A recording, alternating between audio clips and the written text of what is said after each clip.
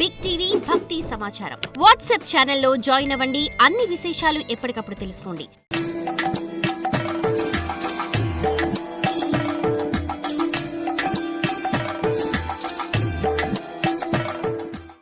వేదవల్లకి నాద సేవితం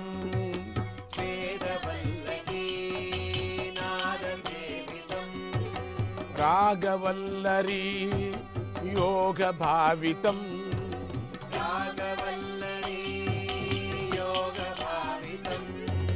భావతంత్రికా గీతరంజితం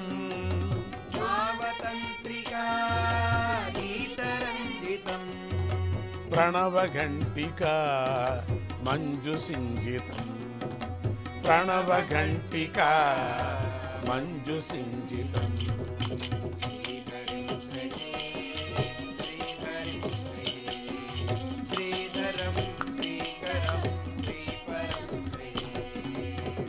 శ్రీశమాశ్రయే శ్రీరమాశ్రయే శ్రీశమాశ్రయే శ్రీరమాశ్రయే దేవమాశ్రయే భావమాశ్రయే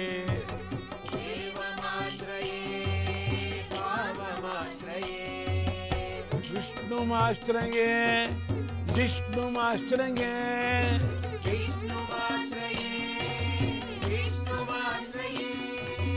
సచిదానంద శ్రీ సద్గురుం శ్రయే సచిదానంద శ్రీ సద్గురుం శ్రయే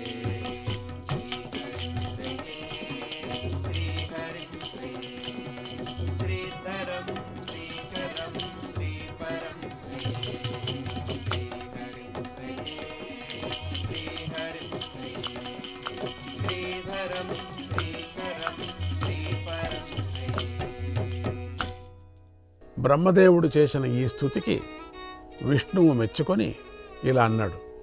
సృజామి తపసై వేదం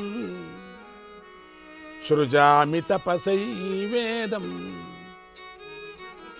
గ్రసామి తపసా పునః గ్రసామి తపసా పునః బిభర్మి తపసా విశ్వం బిభర్మి తపసా విశ్వం వీర్యం మే దుశ్చరం తపక వీర్యం మే దుశ్చరం తపక.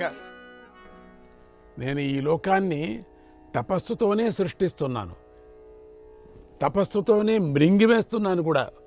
ఒకపారి అట్లా తెరుచుకుంటే చాలు మింగేసినట్టు అన్ని చోట్ల నుంచి.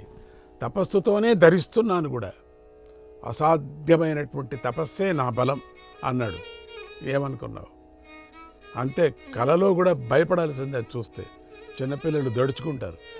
బ్రహ్మదేవుడు, ఓ దేవా, నేను సృష్టి ఎలా చేయాలి అని అడిగాను. అప్పుడు విష్ణువు బ్రహ్మకు ముందుగా పరతత్వ జ్ఞానం అవసరమని తెలుసుకొని చతుశ్లోకి భాగవతాన్ని ఉపదేశించాడు. అహమే వాసమే కోగ్రే అహమే వాసమే కోగ్రే నాణ్యతి యత్ సదసత్పరం నాణ్యతి యత్ సదసత్పరం పశ్చాదహం యదేతశ్చ పశ్చాదహం యదేతశ్చ యో వశిష్యేత సోస్మ్యహం యో వశిష్యేత సోస్మ్యహం. సృష్టికి ముందు నేను ఒక్కడనే ఉన్నాను, వేరేదీ లేదు. సృష్టి అయ్యాక ఈ సృష్టే నేనుగా ఉన్నాను. సృష్టికి ముందు నేను, అయిన తర్వాత ఎవరు? నేనే.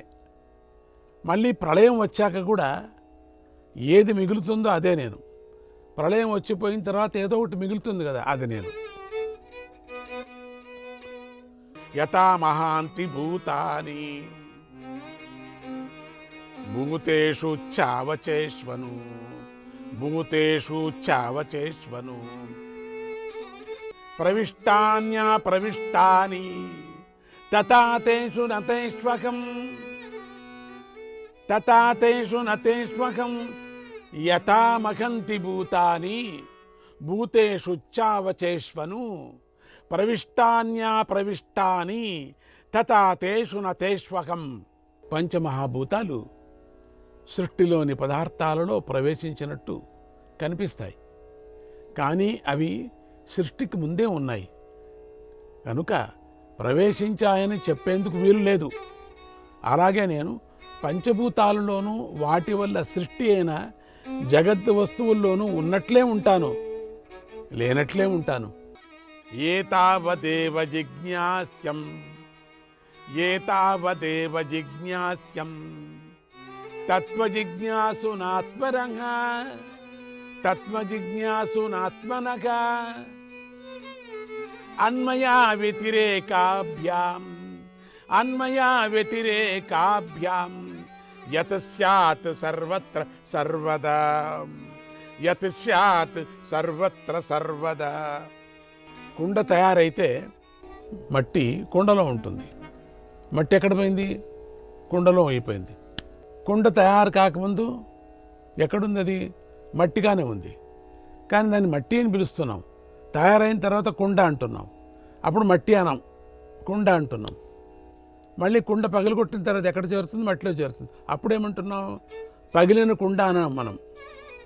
అదంతా దాని లోపల చేరిపోయిన తర్వాత మళ్ళీ మట్టి అంటున్నాం. అదేదైనా కొంచెం మిగిలింటే పగిలిన కుండ అని చెప్పచ్చు, అంతేగాని అదేది మిగిలిపోయి దాంట్లో చేరుకుంటే మట్టి. వీటినే అన్వయ వ్యతిరేకాలంటారు. అలాగే ఈ సృష్టిలోని అన్నిటిలో ఏది ఉంటుందో, సృష్టి లేనప్పుడు కూడా ఏది ఉంటుందో అదే నేను, ఇదే అందరూ తెలుసుకోవలసింది అని ఇలా మూల భాగవతాన్ని శ్రీహరి ఉపదేశించాడు. ఇది మూల భాగవతం. ఇంత అప్పుడప్పుడు అనుకుంటే చాలు. నారదుని ప్రథమ జన్మ. ఇలా విష్ణు ఉపదేశాన్ని అందుకొని బ్రహ్మదేవుడు సృష్టి ప్రారంభించాడు. అప్పుడు మొదటిగా సృష్టించిన సనక సనందన సనత్కుమార సనస్సుజాతులు మొదటి పిల్లలు సంసారం పట్ల విముఖులై తపస్సు చేసుకోవాలని వెళ్ళిపోయారు. వాళ్ళ నలుగురికి పట్టలేదు. వాళ్ళకి సృష్టి చేయటానికి మీరు నాకు సహాయం చేయండి, మీరు కూడా పెళ్ళిళ్ళు చేసుకొని మానసపుత్రుల్ని మీరు కూడా పొందండి, సృష్టి విస్తారమవుతుంది. ఇంత పెద్ద ప్రపంచంలో సృష్టి కాకపోతే ఎట్లా? అందుకని ఈ ప్రపంచానికి జీవుడు కావాలా, జీవులు పుట్టాలి కాబట్టి మిమ్మల్ని నేను పుట్టించాను.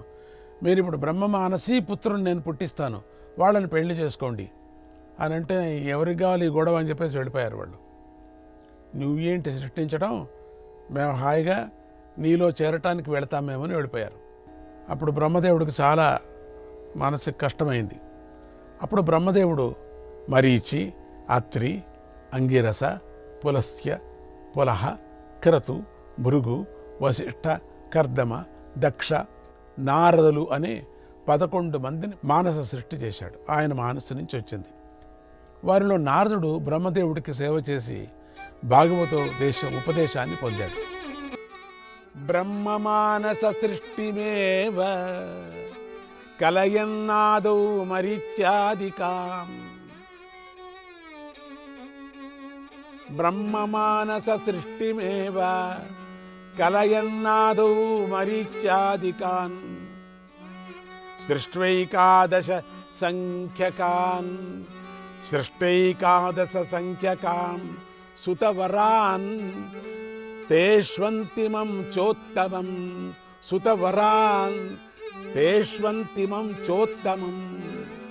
శాంతం సంతతి సంతతత్వ విముఖం శప్త్వా హఠాత్ కోపత్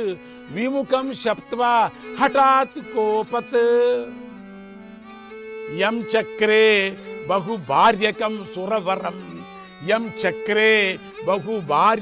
సురవరం తం నారదాఖ్యం భజే. బ్రహ్మదేవుడు మొదట్లో మానస సృష్టి చేస్తూ మరీచి మొదలైన 11 మంది ఉత్తమ పుత్రులను సృష్టించాడు. వాళ్ళ 9 కాక, వాళ్ళు చివరివాడు శాంతుడు, అత్యంత ఉత్తముడు అయినటువంటి నారదుడు సంతాన పరంపరను కొనసాగించటానికి విముఖుడు కాగా బ్రహ్మదేవుడు హఠాత్తుగా కోపించాడు.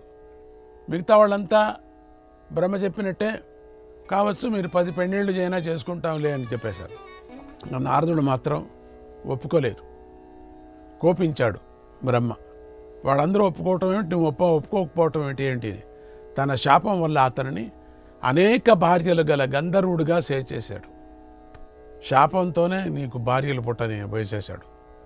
అట్టి ఆ నారదుని భజింతును అని పై స్తోత్రంలో నారద స్తుతితో పాటుగా నారద కథ కూడా కలిసి వచ్చింది అక్కడ.